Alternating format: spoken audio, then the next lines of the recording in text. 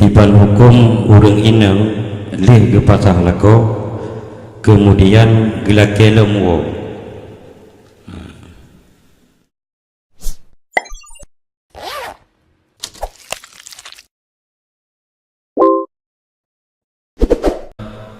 pasah. Pasahnya pu pasah yang sah, pu pasah yang sah.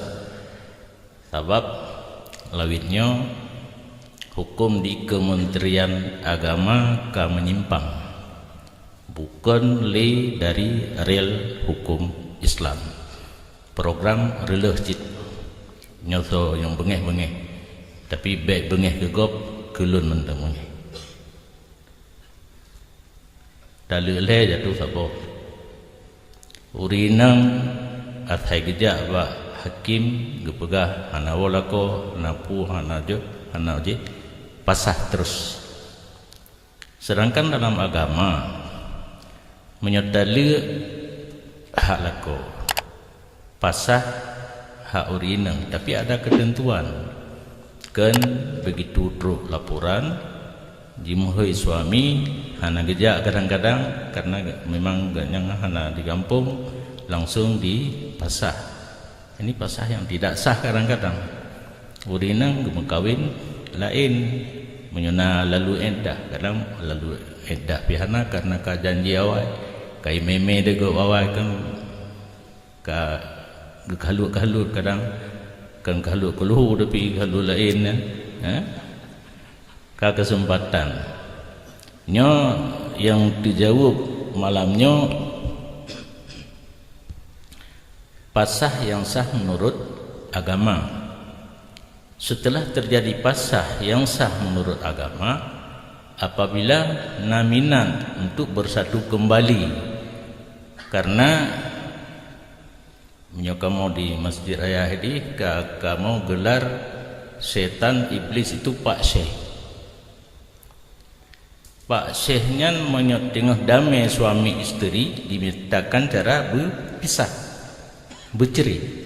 Saat kaceri dipegalak di malam yang mengkesuji getanya berjerah laudit dunia tengah damai dipercerai kaceri digagalak lam nyanji gege mendu kayak tupak gege gitu.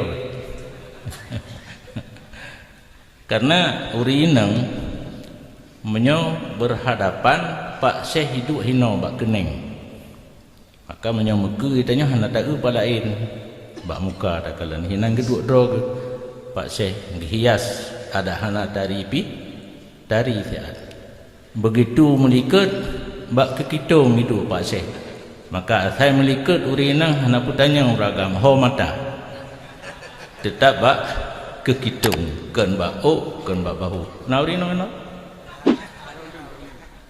nyapalah tang-tang ragam mendung lagi mah. Maka waktu tengah damai di sah ke hanagat hingga berpisah baik secara pasah ataupun secara talak. Ka berpisah di pegalak lam munnya pasah handir ujung walaupun mandang dalam iddah harus nikah kembali. Mencegah nikah kembali baik susah idahnya. Hana payah ja tiwa pelaminan hari bak kedai kopi mandang athaina wali na dua-dua orang yang sah menjadi saksi na lintu hang gejak lintu gua wakilah ba orang lain gu penikah ju tirajai kopi morning pui kino